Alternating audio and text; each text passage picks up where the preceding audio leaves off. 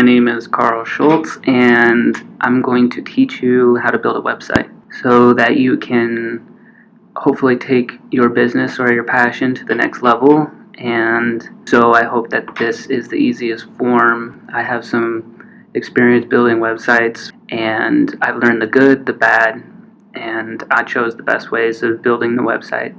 I get a lot of people asking about how to build the website, and I don't want it to be as complicated as it may seem, because when I first started, it was mostly like learning the HTML. I didn't know where to start, and I didn't understand what platforms were.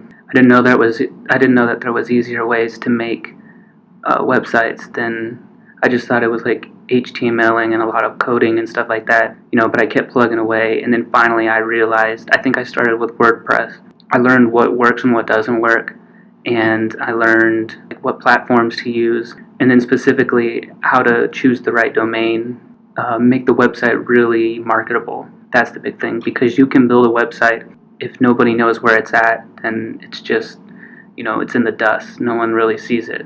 I'm really going to teach you a lot, including search engines, and kind of help you understand how those work so that you can write stuff on your blog, so you can write words on your blog posts that are relevant to the search engines. And I'm here to help you. If you can build your own website and you can manage it yourself, then you're that much more ahead. Once you do the whole thing and you build your website, you have to maintain it.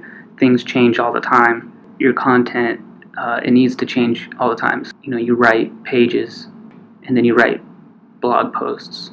Blog posts, it's just new articles, basically. You need to post those consistently, because you want to be able to post. You want to keep your site updated. People want new content. They want to see predictability and stuff like that. So you'll have to maintain the website once it's up. You'll have to, sometimes you'll come out with new products and you need to update the products to the website. So that means your different tabs will change, videos will change, things. There's a lot that goes into it, and you can see why I shoot the videos.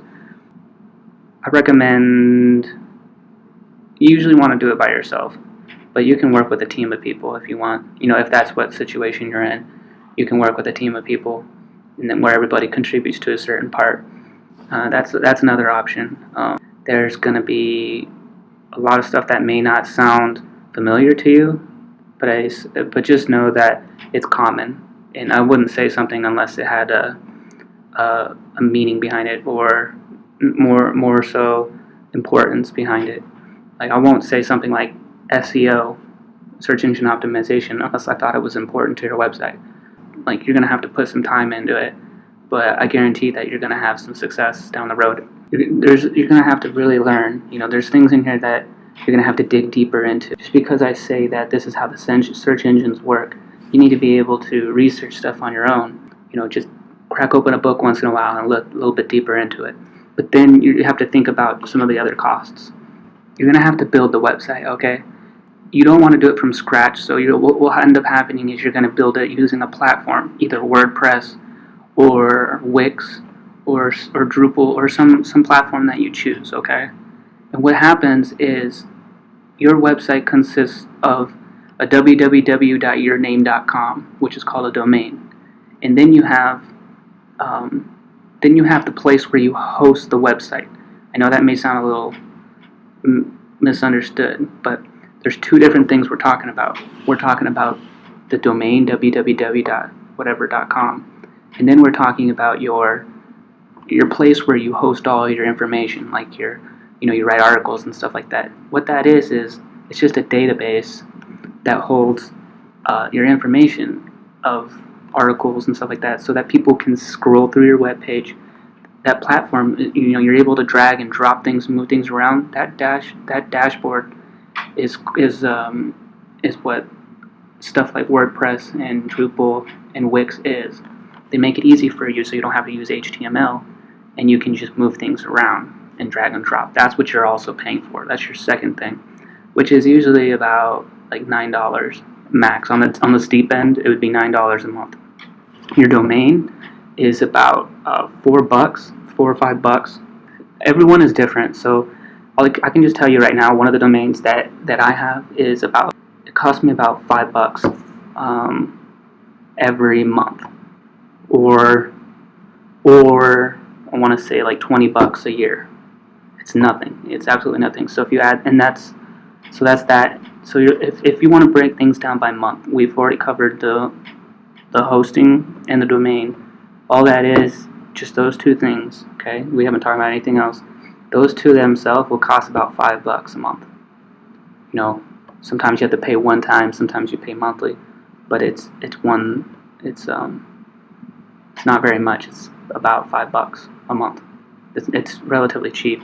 You know, you might need a laptop. You don't really, because you can use like a computer libraries if you want.